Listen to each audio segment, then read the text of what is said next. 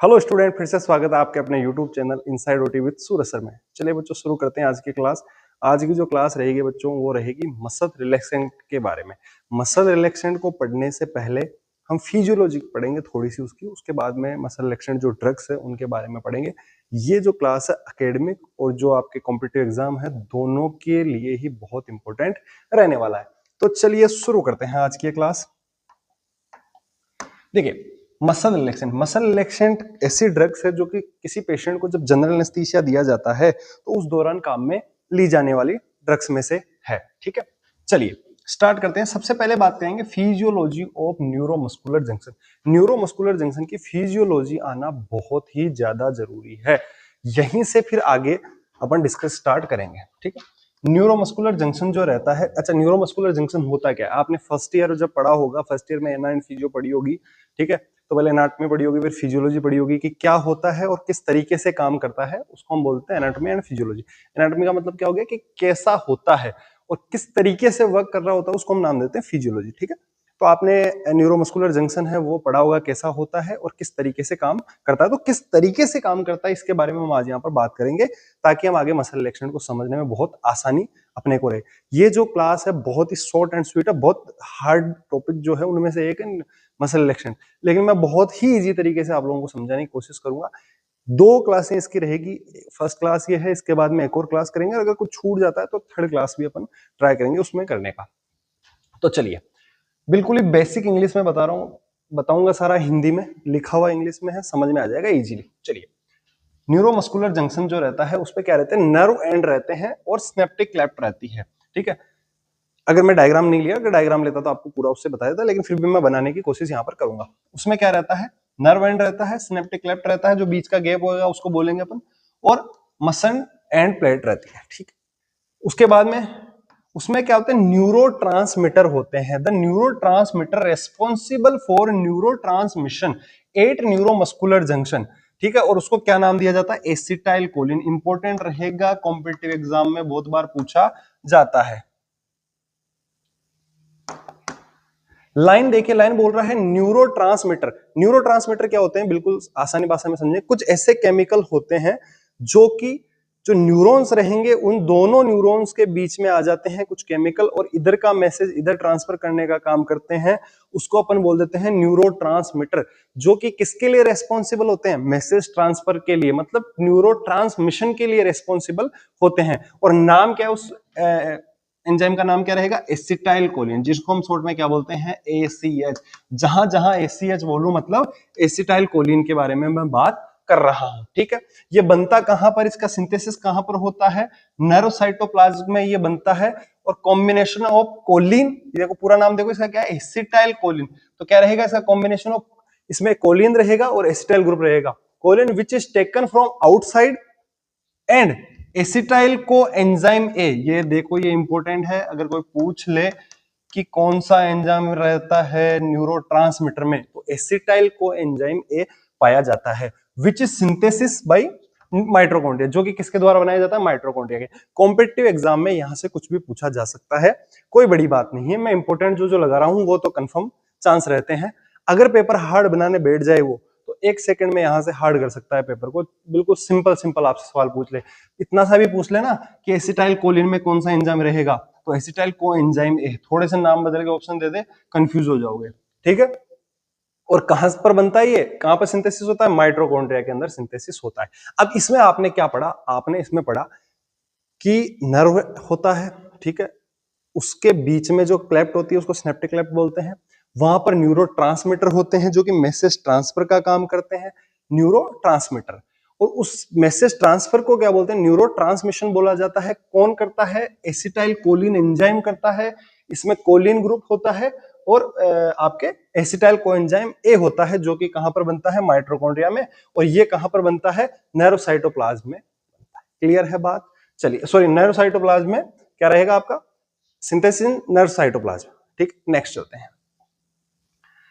Next बोल रहा है the reaction is mediate by enzyme choline acetyl transferase. एक एंजाइम होता है, ये मैं आपको फिजियोलॉजी बता रहा हूं, इसके बाद हम मेन टॉपिक पे आएंगे अपने मसल रिलेक्शन पे। ठीक है, ये तो बिल्कुल मैं सिंपल करके आपको बताने की कोशिश कर रहा हूं, ताकि आगे के रामकांड जो भी अपन पढ़े वो आपको अच्छे से समझ में आए। क्लियर है बच्चों? चलिए, this reaction is mediated by enzyme choline transferase, acetyl transferase. Acetyl transferase क्या करता है, एसिटाइल कोलिन, जिसको हम क्या बोल रहे थे, ACH बोल रहे थे, उसको ट्रांसफर करने का काम करता है, ठीक है। और ये कहां पर बनता है, synthesis. ACH is store in vesicle, जो ACH रहता है, जिसको हम क्या नाम दे रहे हैं, एसिटाइल को enzyme, sorry acetyl choline, acetyl को एंजाइम नहीं, एसिटाइल कोलिन, जिसको ACH बोल रहे हैं, वो स्टोर कहां रहेगा, वेसिकल्स में स्टोर होगा। और जब भी स्टिमुलेशन आएगा, मैंने यहां पर टच करा, मुझे कैसे पता लगा, मैसेज ट्रांसफर हुआ ब्रेन तक, तभी तो मुझे पता लगा, ठीक है। या मसल कॉन्ट्रैक्शन करना है तो कैसे पता लगेगा, मैसेज जाएगा तभी तो पता लगेगा। तो जो मैसेज ले जा रहा है, जो ये काम करवा रहा है, ACH करवा रहा है।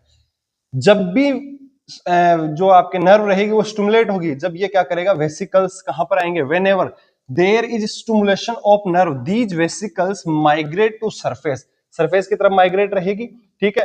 एंड रप्चर, वहां पर जाके क्या हो जाएगी, बस्ट हो जाएगी और रिलीज करेगी क्या, ACH, ठीक है, इन सिनेप्टिक लेफ्ट। देखो अब बिल्कुल एक मैं डायग्राम बना देता हूं, थोड़ा और इजी करता हूं आपको, रफ डायग्राम बना रहा हूं बच्चों, कुछ गलती हो तो क्षमा करें, ठीक है। कुछ इस तरीके से रहेगा, रफ डायग्राम बना रहा हूं प्यारे बच्चों। देखो ये यहां पर, ये इधर स्वान सेल हो जाती है, ठीक है, और ऐसा ही एक उधर रहेगा, और ये बीच का जो रहेगा इसको हम सिनेप्टिक लेफ्ट बोल देते हैं, ठीक है। यहां पर कहीं वेसिकल्स में स्टोर रहेगा, और यहां सरफेस पे जाके रप्चर होगा, और यहां पर ACH रिलीज होगा, यहां से दूसरा स्टार्ट हो जाता है बच्चों ना, यहां से दूसरा स्टार्ट होएगा। तो यहां पर ACH क्या करेगा, मैसेज को इधर से इधर ट्रांसफर करने का काम करेगा आपके, क्लियर है, मैसेज ट्रांसफर यहां पर हो रहा है। अब ये यहां पर जाके देखो क्या लाइन लिखी हुई थी, यहां पर जाके क्या होगा, बस्ट होगा, वेसिकल्स स्टिमुलेशन जब भी होएगा तो कहां माइग्रेट होगी, सरफेस की तरफ, और रप्चर हो जाएगी, रिलीज करेगी ACH इन सिनेप्टिक लेफ्ट, ये सिनेप्टिक लेफ्ट है, इसमें रिलीज करेगी। यह भी बहुत इंपॉर्टेंट रहेगा कि सिनेप्टिक लेफ्ट जो रहेगी वो कितनी चौड़ाई की रहती है, synaptic left is 20 nanometer wide, ठीक है, 20 नैनोमीटर ये क्या रहती है, इसकी चौड़ाई रहती है। चलिए आगे चलते हैं। और ACH molecules bind to ACH receptor, और जो एसिटाइल कोलिन जो रहता है वो ACH जो रिसेप्टर रहते हैं, मतलब एसिटाइल कोलिन के रिसेप्टर रहते हैं, वहां पर जाके क्या होगा, बाइंड होगा, ठीक है। The ACH molecule bind to ACH receptor at muscle end plate which is lead to opening of ion channel, जो कि क्या करेगी, आपके किसको लीड करेगी, किसको बढ़ावा देगी, आयन चैनल को ये ओपन करेगी, ठीक है। So that ion channel, ion channel, वापस सुनना समझना क्या बोल रहा हूं, ACH गया, ACH जाके क्या कर रहा है, लीड कर रहा है opening of ion channel. Ion channel जैसे ही ओपन होंगे तो आयन का आदान प्रदान होगा, सीधी सी बात। गेट के बाहर एक आयन खड़ा है, ACH गया और गेट खोल दिया तो आयन अंदर बाहर आए, तो आयंस का क्या होगा, ट्रांसफर होगा। So that ions can move across the membrane and depolarise is producing end plate potential and trigger contraction, और वो क्या करा देंगे, आयंस कॉन्ट्रैक्शन आपके वहां पर करा देंगे मसल्स का, क्लियर है। उसके बाद में acetyl choline is destroy in less than, ये भी बहुत इंपॉर्टेंट है, the acetyl choline is destroy in less than 1 millisecond, 1 millisecond, आपने यहां पर टच किया, उंगली हटाई, 1 मिलीसेकंड में, मतलब यहां से उंगली हटाते पता लग गया कि भाई साहब उंगली हटा ली गई है, वहां से हाथ हटा लिया गया है। कितना सेकंड लग रहा है, 1 मिलीसेकंड का समय लग रहा है। इतनी सी देर में क्या हो जाता है, एसिटाइल कोलिन डिस्ट्रॉय हो जाता है। किसके द्वारा हो जाता है, एसिटाइल कोलिन एस्ट्रेज के द्वारा हो जाता है। बहुत ही अति महत्वपूर्ण, बहुत ही ज्यादा इंपॉर्टेंट ये रहेगा, क्लियर है। Acetyl choline esterase which is synthesis by underlying muscle, जो कि किसके द्वारा बनाया जाता है, अंडरलेइंग मसल जो रहती है उनके द्वारा बनाया जाता है, ठीक है। नेक्स्ट चलते हैं प्यारे बच्चों। अब देखो, अब आती है बात क्लासिफिकेशन ऑफ मसल रिलैक्सेशन। इससे पहले जो अपन ने 2-3 पेज पढ़े हैं उनमें क्या पढ़ा है वो एक लाइन में बता देता हूं। हमने ये पढ़ा है कि न्यूरोमस्कुलर जंक्शन होता है, ठीक है, जहां पर मैसेज का ट्रांसफर होता है सिनेप्टिक क्लेफ्ट में, जो कि कहां होती है, न्यूरॉन्स के बीच में होती है। एक न्यूरॉन से दूसरे न्यूरॉन के बीच मैसेज ट्रांसफर होते हैं। उस ट्रांसफर का काम करता है कौन, एसिटाइल कोलिन, जिसको हम क्या बोलते हैं, न्यूरोट्रांसमीटर, ठीक है, मैसेज को ट्रांसफर करने वाला, वो वहां पर 1 मिली सेकेंड के लिए रहता है, उसके बाद में वो पूरा डिस्ट्रॉय हो जाता है। और वो क्या काम करता है, वो आयन चैनल को ओपन करता है, जिससे आयंस का आदान प्रदान होता है और मसल का कॉन्ट्रैक्शन होता है। दैट्स इतनी सी बात है। आई बात समझ में? नेक्स्ट आ जाओ, अब अपना जो टॉपिक है वो स्टार्ट करते हैं, जिसका नाम है मसल रिलैक्सेंट। ठीक है, सबसे पहले मसल रिलैक्सेंट होते क्या है? जब भी किसी पेशेंट को हम जनरल एनेस्थीसिया दे रहे हैं या फिर पेशेंट को इंट्यूबेट कर रहे हैं, तो उस टाइम पे मसल रिलैक्सेंट दिए जाते हैं। मसल रिलैक्सेंट नाम से पता लग रहा है, जो मसल्स को रिलैक्स करने का काम करते हैं उनको हम मसल रिलैक्सेंट बोल रहे हैं। क्लियर है बात? अगर किसी ने जनरल एनेस्थीसिया किसी पेशेंट को देते हुए देखा होगा या कोई ओटी में गया होगा, जीए के केस में आप अगर गए हो, ठीक है, तो वहां पर अपन लगाते हैं सक्सिनेलकोलिन, बहुत ज्यादा यूज लिया जाता है, एट्राक्यूरियम यूज लिया जाता है, अलग अलग क्लास के ड्रग है, लेकिन पढ़ेंगे हम आगे इसके बारे में भी। ठीक है, अब आओ बात करते हैं। Skeletal muscle relaxant are classified into 2 types, 2 तरीके से डिवाइड किया गया। पहला है सेंट्रल एक्टिंग और दूसरा है पेरिफेरल एक्टिंग। ठीक है, अब जो पेरिफेरल एक्टिंग रहेंगे वो भी फिर फर्दर क्लासिफाई किए गए हैं 2 टाइप से। कौन कौन से टाइप है? 2, चलो देखते हैं। हम बात कर रहे हैं मसल रिलैक्सेंट के बारे में। 2 टाइप से क्लासिफाई किए गए हैं, central acting, peripheral. Peripheral acting जो रहेंगे वो फर्दर 2 टाइप से क्लासिफाई किए गए हैं, डीपोलराइजिंग ब्लॉकर और नॉन डीपोलराइजिंग ब्लॉकर। ठीक है, अपने बहुत ज्यादा इंपॉर्टेंट कौन से रहेंगे बच्चों? डीपोलराइजिंग ब्लॉकर रहेंगे। इसमें भी 2 टाइप होते हैं, मतलब ये तो ड्रग का नाम आ गया, ये तो ड्रग्स के नाम आ गए। ठीक है, ध्यान रहे, ये तो क्या हो गया, आपकी क्लास हो गई एक तरीके से, डीपोलराइजिंग ब्लॉकर और नॉन डीपोलराइजिंग। अब इसमें जो ड्रग का नाम आ रहा है, पहला है सक्सिनाइलकोलिन, जो कि यूज लिया जाता है आज भी। ठीक है, और दूसरा कौन सा रहेगा? डेकामेथोनियम रहेगा, जो कि यूज में नहीं लिया जाता है। आई क्या बात समझ में? अब जो यूज नहीं लिया जाता है उसके बारे में पढ़ने की कोई आवश्यकता नहीं है, जो यूज लिया जाता है उसी के बारे में हम पढ़ेंगे। सही बात है क्या?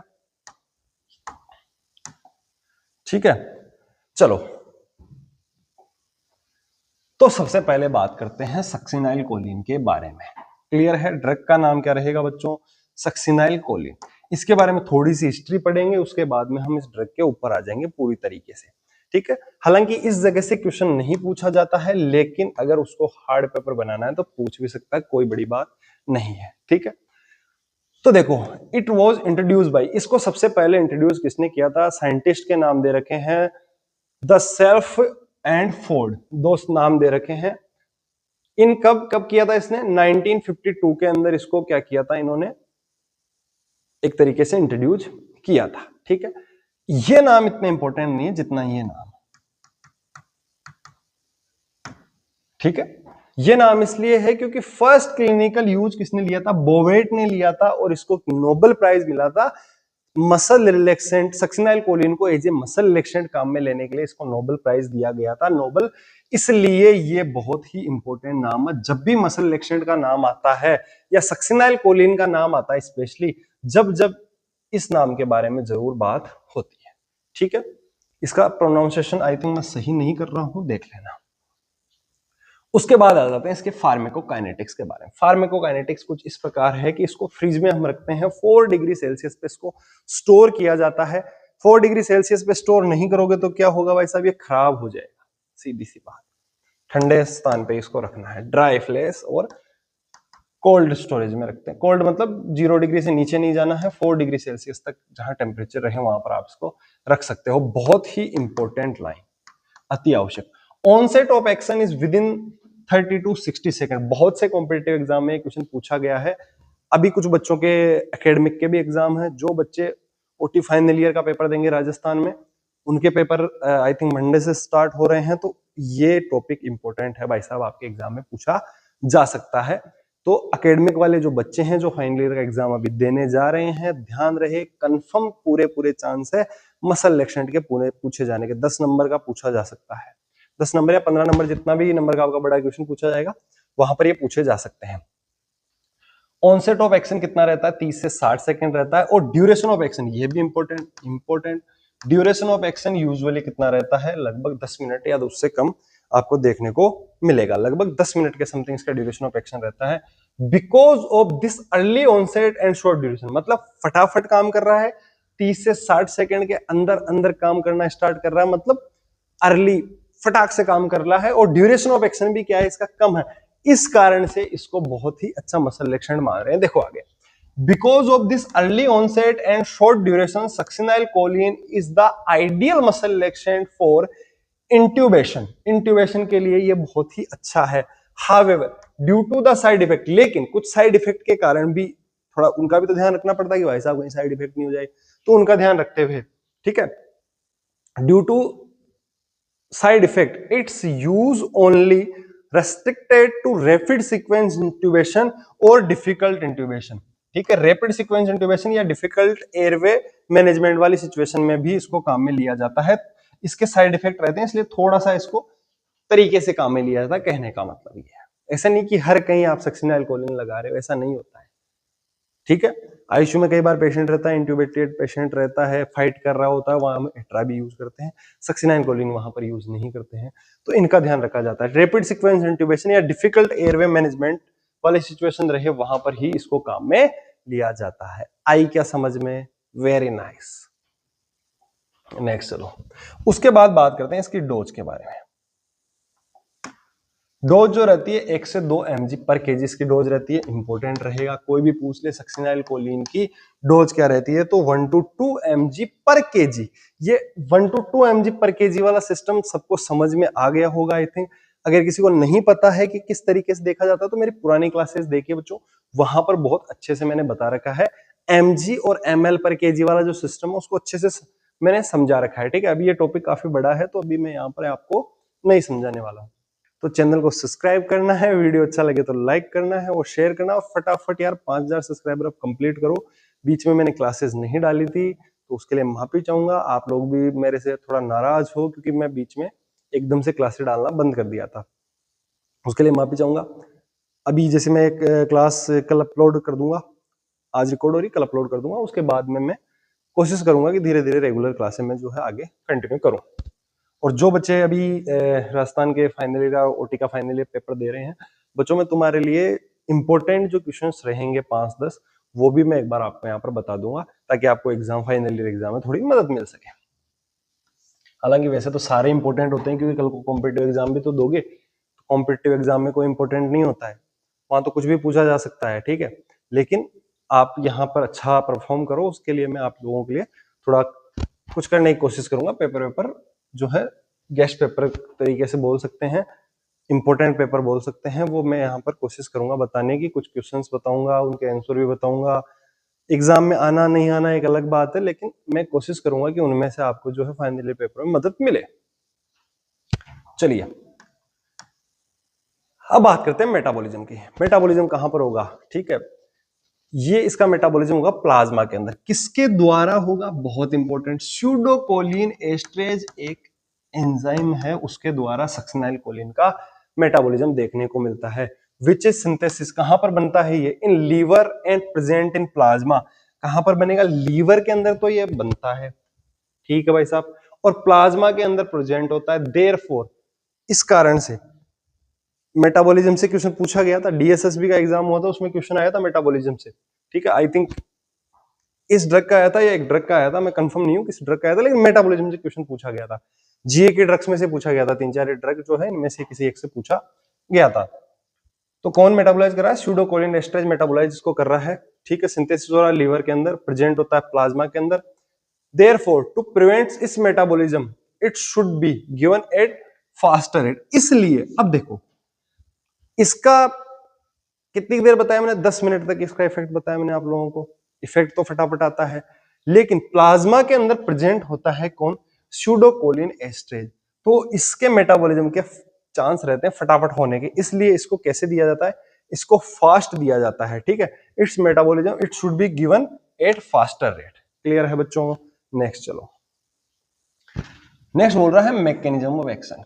क्या मैकेनिज्म रहता है इसका, किस तरीके से ये वर्क कर रहा है, उसके बारे में डिस्कस करेंगे। मैकेनिज्म ऑफ एक्शन थोड़ा सा हार्ड है इसका, मैं शॉर्ट से शॉर्ट आपको बताने की कोशिश कर रहा हूं ताकि आप लोगों को समझ में आ जाए। चलिए, at neuromuscular junction succinyl choline act like acetyl choline. Neuromuscular junction पे कैसे ये रिएक्ट करता है, एसिटाइल कोलिन जैसे। अब मैंने आपको इस क्लास के शुरू में पढ़ाया था, फिजियोलॉजी पढ़ाई थी उसकी, वो फिजियोलॉजी पढ़ाने का क्या कारण था, मैं आपको एसिटाइल कोलिन वहां पर बता रहा था, तो उसका क्या कारण था, उसका ये कारण था क्योंकि आगे नाम आ रहा है कि सक्सिनाइल कोलिन जो रहता है वो किस तरीके से रिएक्ट करता है, एसिटाइल कोलिन की तरह रिएक्ट करता है। अगर आप लोगों को पता ही नहीं होता कि एसिटाइल कोलिन क्या होता है तो ये कुछ भी समझ में नहीं आता, इसलिए पहले फिजियोलॉजी पढ़ाई, उसके बाद में इसके बारे में बात हुई। ठीक है, तो ये क्या करता है, सक्सिनाइल कोलिन एक्ट करता है कैसे, एसिटाइल कोलिन की तरह, और जो एसिटाइल कोलिन के बाइंडिंग रिसेप्टर है जहां पर वो बाइंड होता है वहां पर जाके ये बाइंड हो जाएगा। Acetyl choline bind to the same receptor side, same receptor side पे जाके बाइंड हो जाएगा और producing the action potential and muscle contraction, और ये पूरा जो कंट्रोल है वो अपने हाथ में वहां पर ले लेता है। ठीक है, उसके बाद नेक्स्ट बात करते हैं प्यारे बच्चों। उसके बाद बोल रहा है acetyl choline is mediate metabolize by acetyl choline esterase. ठीक है, अब देखो एसिटाइल कोलिन आया वहां पर और वो फटाफट इमीडिएटली किससे मेटाबोलाइज हो रहा है, immediately metabolize by acetyl choline esterase, जो कि कहां पर प्रेजेंट होता है, एट न्यूरोमस्कुलर जंक्शन। ठीक है, जैसे आया और वो मेटाबोलाइज होना स्टार्ट हुआ, यहां की बात तो आपको समझ में आ गई मैकेनिज्म एक्शन की, कि आपने किसी पेशेंट के सक्सिनाइल कोलिन दिया, ये जाएगा जहां पर एसिटाइल कोलिन काम करता है वहां पर ये जाके अपना काम स्टार्ट कर देगा। ठीक है, और acetyl choline is immediately metabolize by acetyl choline esterase present at neuromuscular junction, but succinyl choline metabolism is depend on the concentration gradient.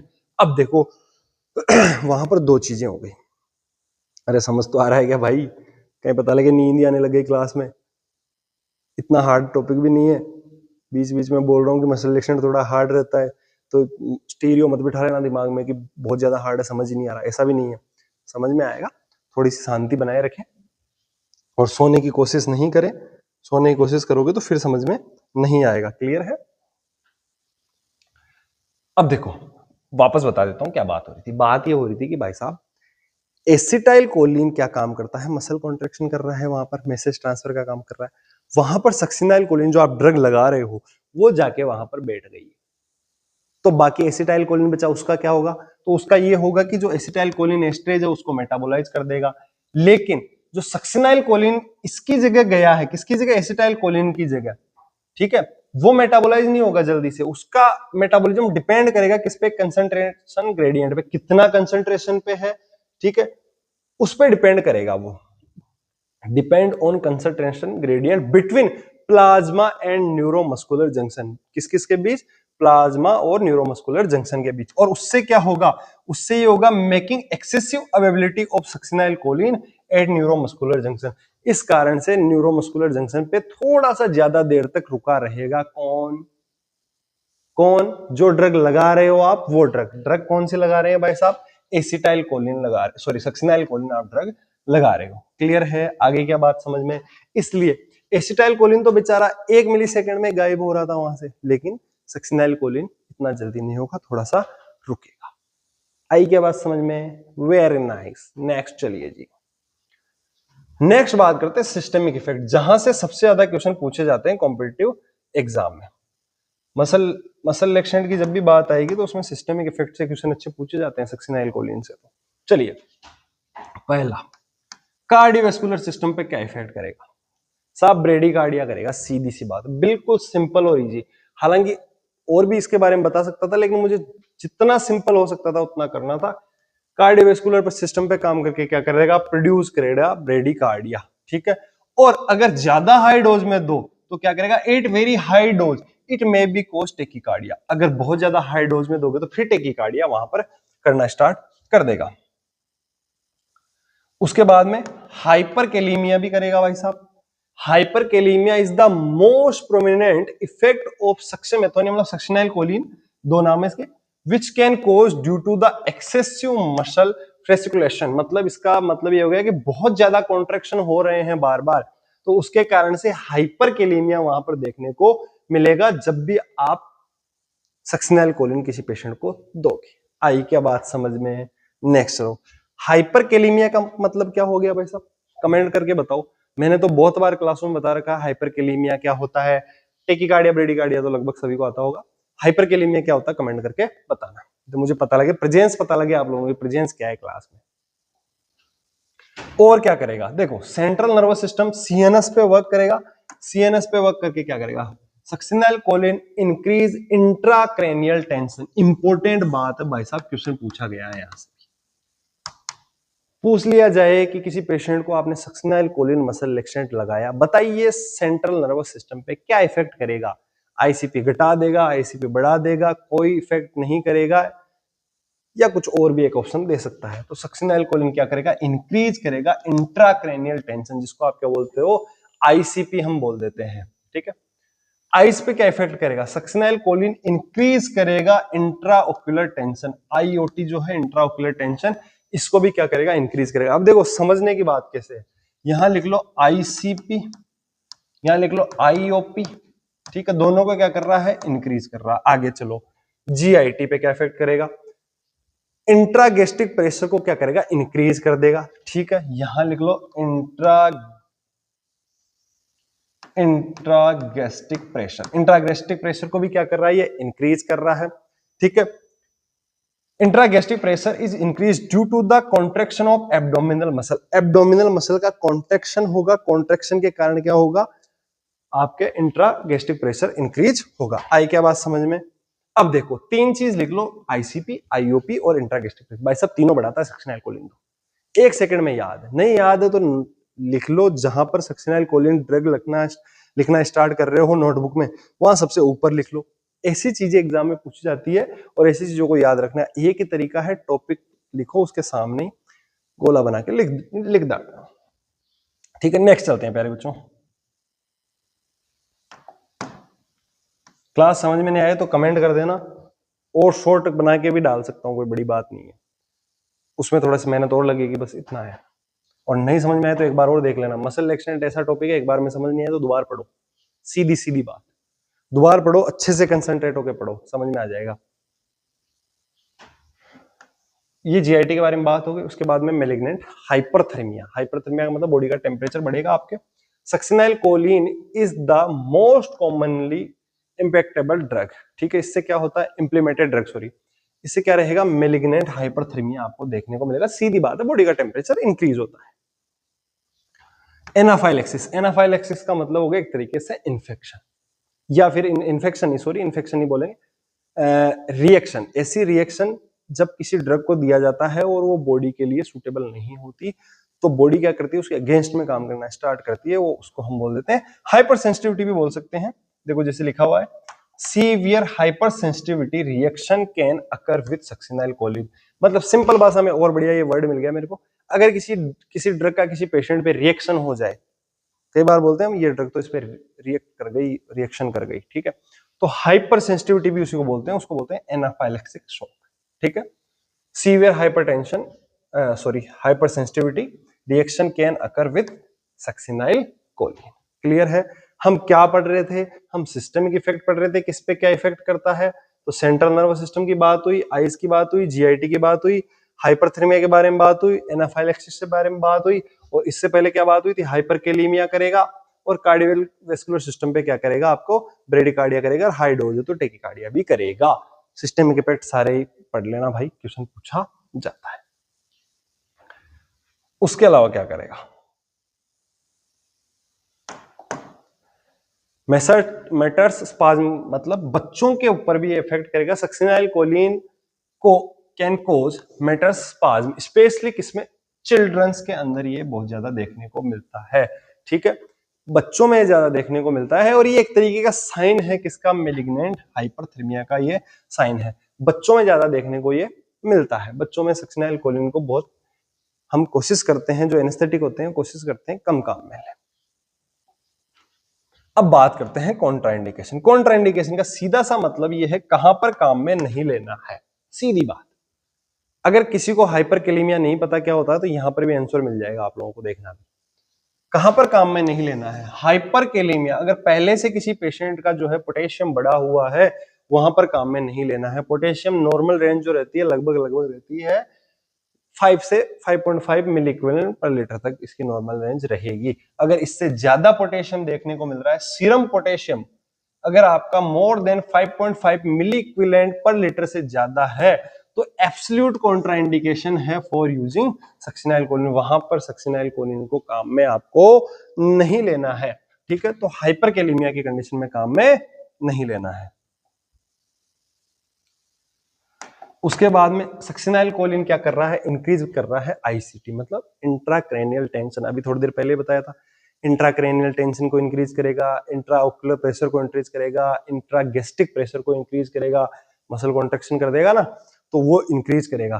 तो वहां पर भी काम में नहीं लेना है। Succinylcholine increase the ICT, however the increase, अब देखो ये जो चीजें इंक्रीज कर रहा है अगर वो पहले से बड़ी हुई है तो वहां पर थोड़ा सा आपको यूज लेने से बचना है। सिंपल सी बात है, इसमें कुछ भी याद रखने वाला कुछ नहीं है, समझने वाला कुछ नहीं है। जो चीजें पहले से ये कर रहा है, मान लो ये अब जैसे आपके आईसीपी इंट्रागैस्ट्रिक प्रेशर बढ़ा रहा है, अगर पहले से इंट्रागैस्ट्रिक प्रेशर ये बढ़ाता है और अगर मान लो कोई पेशेंट जिस आपके पास में आया जिसका इंट्रागैस्ट्रिक प्रेशर ऑलरेडी बढ़ा हुआ है तो वहां पर दोगे क्या? नहीं, क्योंकि भाई साहब फिर ये और बढ़ाएगा। तभी पेशेंट को जब एनेस्थीसिया दिया जाता है तो हम क्या करते हैं, एम्प्टी स्टमक रखते हैं कि कुछ भी उसको खिलाते पिलाते नहीं है।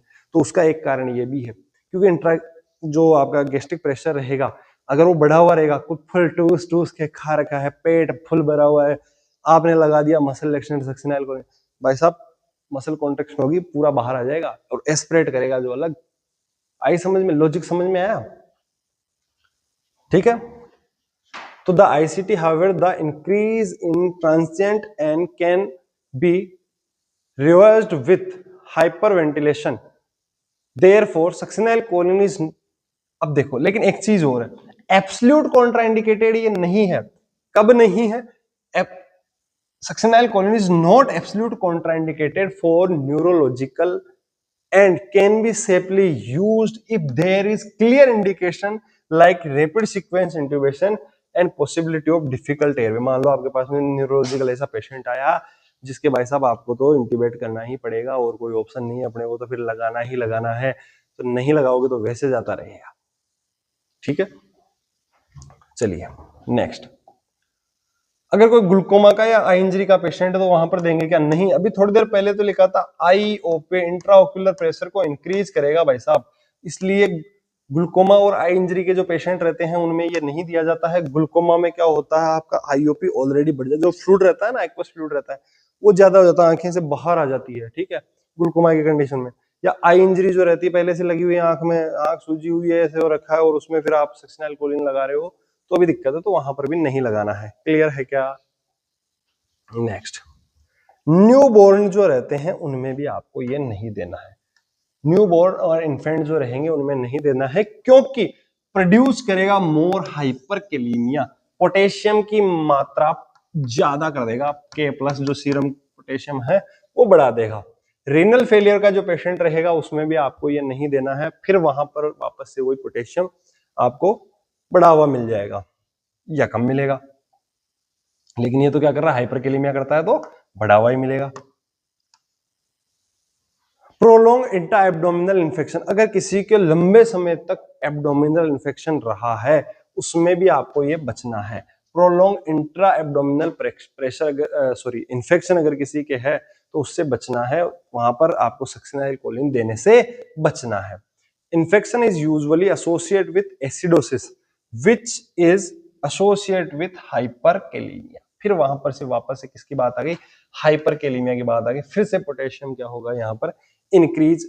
मतलब यहां पर तो ये बोल रहा है कि प्रोलॉन्ग्ड एब्डोमिनल इन्फेक्शन अगर किसी के है तो उनमें नहीं देना है। कारण ये बोल रहा है कि अगर किसी पेशेंट के प्रोलॉन्ग्ड इन्फेक्शन है तो यूजुअली वो किससे एसोसिएट होगा, एसिडोसिस उसके होगा, और वो वापस से फिर एसिडोसिस किससे एसोसिएट होगा, हाइपरकैलेमिया। हाइपरकैलेमिया आ रहा तभी तो एसिडोसिस बोल रहे हो आप।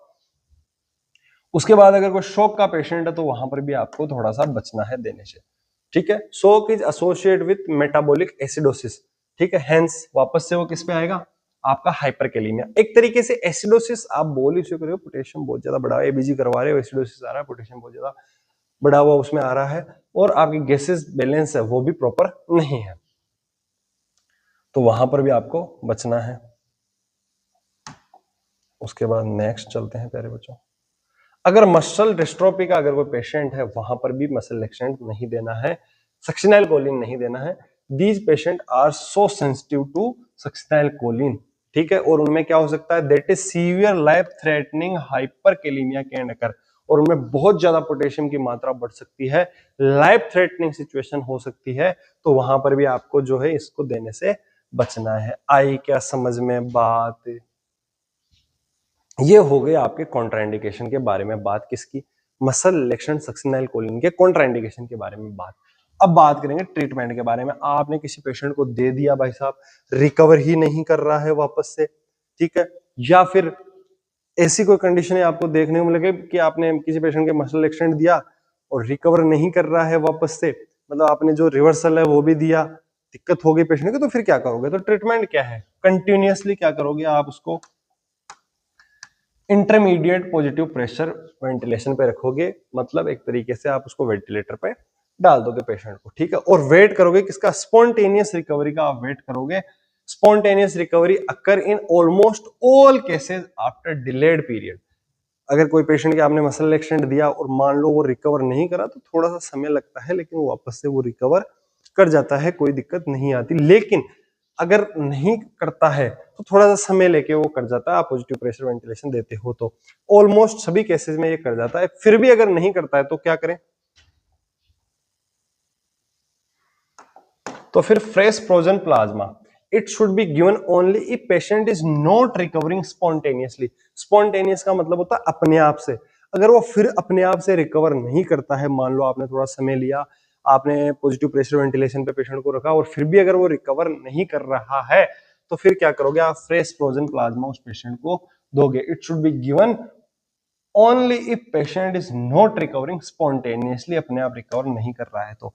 फिर उसके बाद में लास्ट और important, heat treated preparation of cholinesterase is preferred over fresh frozen plasma. Fresh frozen plasma के बजाय ये भी प्रिफर्ड किया जाता है, heat treated preparation of choline esterase, ठीक है। लेकिन इसके साथ दिक्कत ये है कि ओनली कुछ कंट्रीज में ही अवेलेबल है plasma, sorry, but available in only in few countries, कुछ ही कंट्रीज में अवेलेबल है। इसलिए फिर ये नहीं देके हम क्या करते हैं, या तो आप वेंटिलेटर पेशेंट को रखते हो, या फिर बाद में आप क्या करते हो, एफएफपी फ्रेश फ्रोजन प्लाज्मा जो रहता है, जिसको हम एफएफपी बोलते हैं, ये दिया वहां पर जाता है। आई क्या बात समझ में? ये बात हुई बच्चों अपने मसल रिलैक्सेंट के बारे में स्टार्टिंग बातें। स्टार्टिंग से मेरा क्या मतलब है, अभी हमने क्या पढ़ा है, सक्सिनाइल कोलिन के बारे में पढ़ा है। ये क्या है, डीपोलराइजिंग मसल रिलैक्सेंट है, ये हम काम में नहीं लेते हैं तो नहीं पढ़ रहे हैं। अब नॉन डिपोलराइजिंग जो मसल रिलैक्सेंट रहते हैं, कॉम्पिटिटिव ब्लॉकर्स जो रहते हैं, उनके बारे में भी डिस्कस करेंगे। अब ये आगे ये भी क्लासीफाई हो रखे, तो इसकी बात करेंगे अपन किस क्लास में, नेक्स्ट क्लास में। तब तक के लिए goodbye, thank you, see you soon guys. Channel को सब्सक्राइब करना है, लाइक करना है, क्लास को शेयर करना है, और कमेंट करके आपको बताना है क्लास कैसी लगी। थोड़ा सा हार्ड टॉपिक है, लेकिन मैं ट्राई कर रहा हूं मेरा बेस्ट ताकि इजी से इजी मैं आपके लिए कर सकूं। Thank you so much guys.